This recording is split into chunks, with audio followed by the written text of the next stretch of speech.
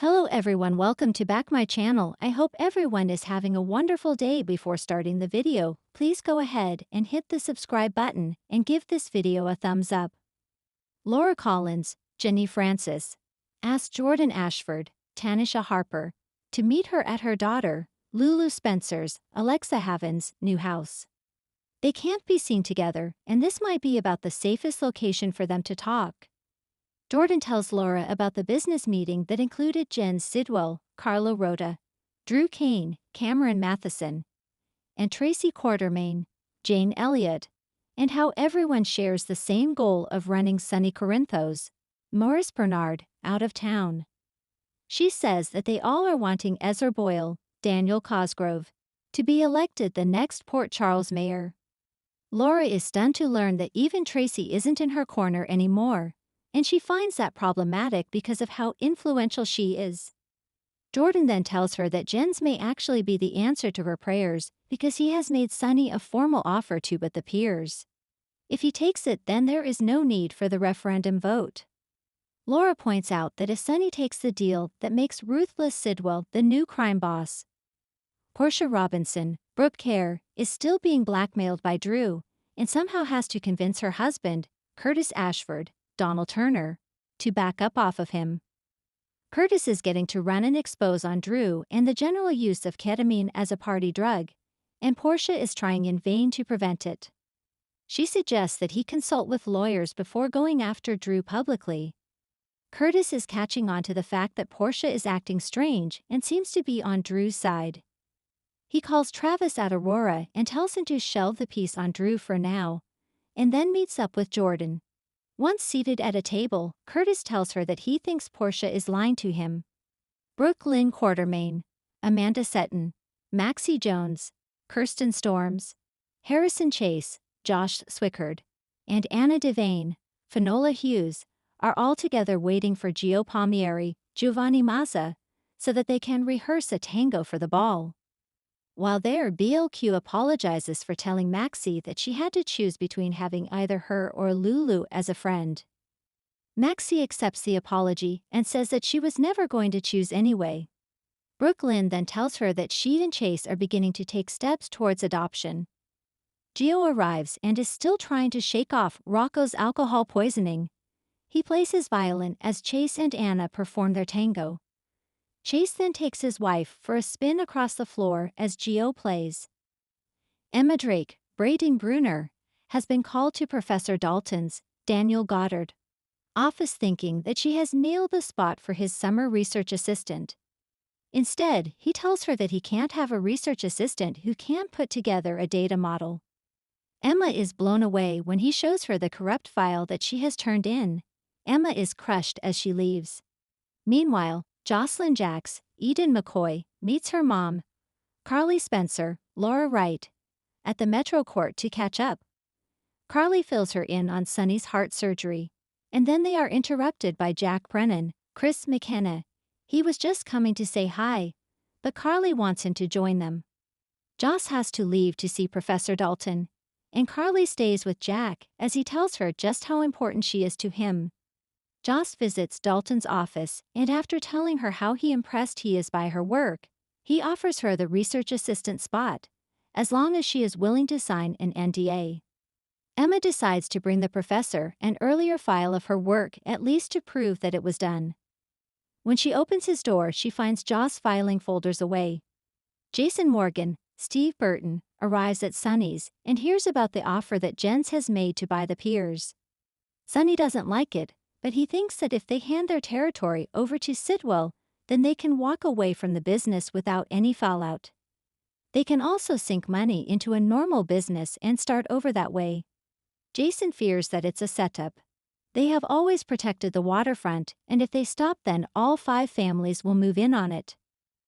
Sonny also suggests that they would no longer need to protect anything. If Sidwell is a tyrant, then they could just let the feds move in on him. Sonny says that in order to make the deal he needs one thing, and that is to be sure that Sidwell isn't the one trying to kill him. After Jason leaves, Laura stops by. Sonny tells her that he may let Sidwell buy the piers because it would solve both of their problems. It was only a matter of time before Tracy would catch up with Lulu. Now that she knows about the child that Brooklyn gave up for adoption, she is going to bat for her.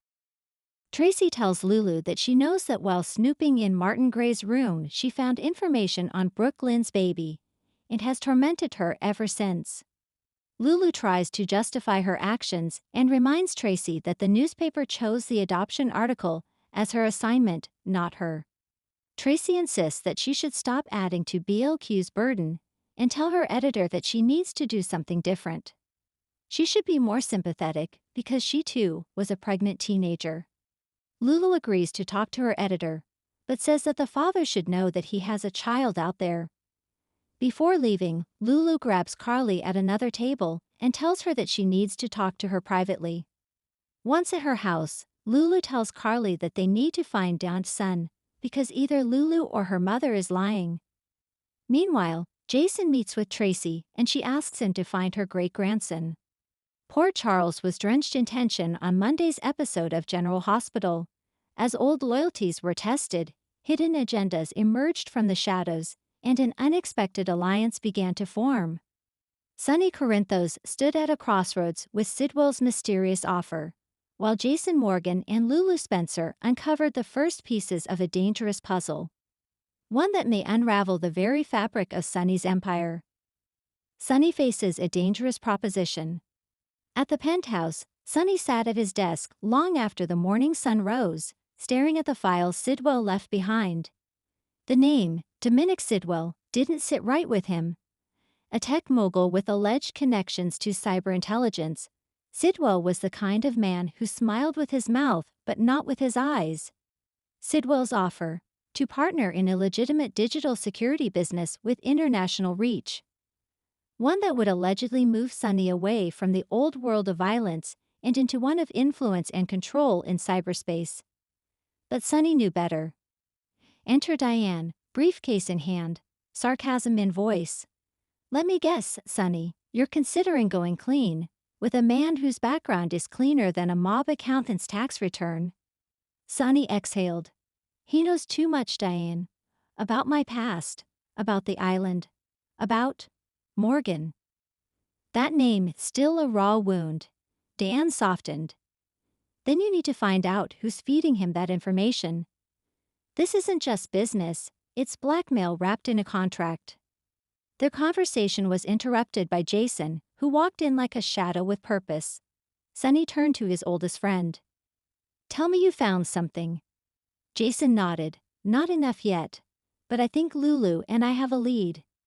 Lulu and Jason follow the trail. Over at the Invader office, Lulu Spencer was piecing together an anonymous tip she received about a hidden asset trail linked to Sidwell. Her journalism instincts flared. She knew this wasn't just about business. It was about something deeper, something dangerous. When Jason arrived, Lulu didn't waste time. I traced Sidwell's supposed business partners to offshore accounts, most of them recently funded, from an account that once belonged to Peter August. Jason tensed. You're telling me Sidwell has access to Peter's old network? Worse, Lulu said, her voice low. He's rebuilding it. Jason looked at her, admiration mingling with concern. You sure you're up for this? I was raised by Luke Spencer, she replied. I've danced with danger before. Jason and Lulu followed the lead to a decrepit warehouse near the Port Charles docks. Inside they discovered something shocking. A communications hub cloaked in encrypted files, digital maps, and a schematic that seemed to track security weaknesses at General Hospital. Jason took photos with his burner phone. Lulu copied a few key files onto her flash drive. Why would Sidwell target GA? Lulu asked. Because it's the one place in town with both biological research and personal leverage, Jason said grimly. But before they could leave, a sound, metal clinking, warned them they weren't alone. Jason drew his gun, motioning Lulu to hide. From the shadows stepped a woman they both recognized instantly. Brick's contact from Miami, Maya Torres. You're both in the wrong place, she said, but not at the wrong time. Secrets and sidelines. Back at General Hospital, Elizabeth caught wind of extra security measures being recommended by the board. When she pressed Dr. Portia Robinson, the chief of staff seemed nervous. An external tech firm has flagged potential vulnerabilities, Portia admitted. They say someone may be targeting our experimental medicine division. Elizabeth narrowed her eyes. Who recommended the firm? Sidwell Systems, Portia said. Elizabeth's stomach dropped. Meanwhile, Anna Devane met with Jordan Ashford at the Metro Court. Anna, now back in the field in a quiet consulting capacity, had been tracking chatter about Sidwell's connections in WSB archives. Sidwell's father was a sleeper agent, Anna told Jordan. MI6 flagged the name years ago, but the trail went cold. Do you think he's following in his father's footsteps? Jordan asked. I think he's building something new, Anna replied. Something that combines intelligence, influence, and cyber warfare. Jason, Lulu, and the truth. Back in the warehouse, Maya Torres gave Jason and Lulu an ultimatum. Sidwell doesn't like being followed. If you walk away now, he might ignore it.